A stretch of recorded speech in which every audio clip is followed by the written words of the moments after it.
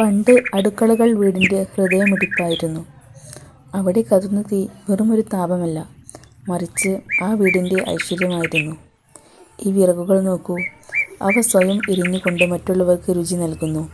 ഈ ത്യാഗം തന്നെയാണ് ആത്മീയതയുടെ ആദ്യ പാഠം.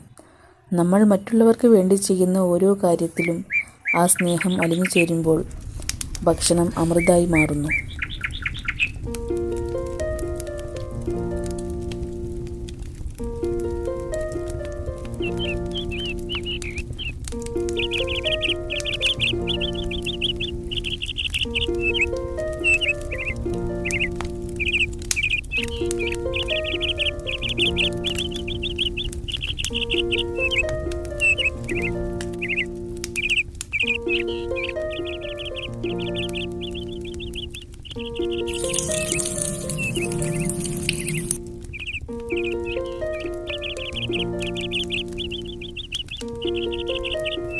തിളക്കുന്ന വെള്ളത്തിലേക്ക് അരിയിടുമ്പോൾ നമ്മൾ ഓർക്കേണ്ടത് മനസ്സിനെയാണ്.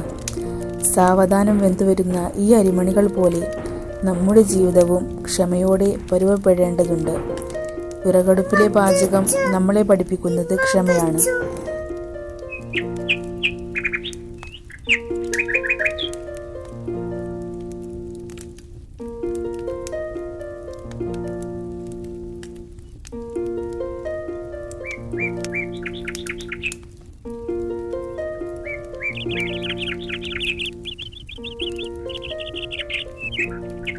യന്ത്രങ്ങൾ കീഴടക്കാത്ത ആ പഴയ കാലത്തെ നന്മയും രുചിയും ഇന്നും നമ്മുടെ എവിടേക്കോ ബാക്കിയുണ്ട്.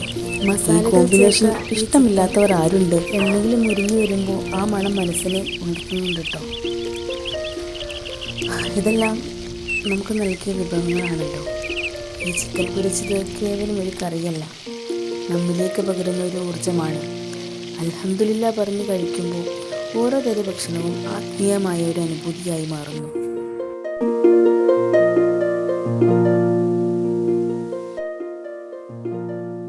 അടുപ്പിലെ പുകയുടെ ഗന്ധമുള്ള ഈ ചോറും മുരിഞ്ഞ ചിക്കനും വെറും ഒരു വിഭവമല്ല, അത് പ്രാർത്ഥനയാണ്, അധ്വാനത്തിൻ്റെ ഫലമാണ്.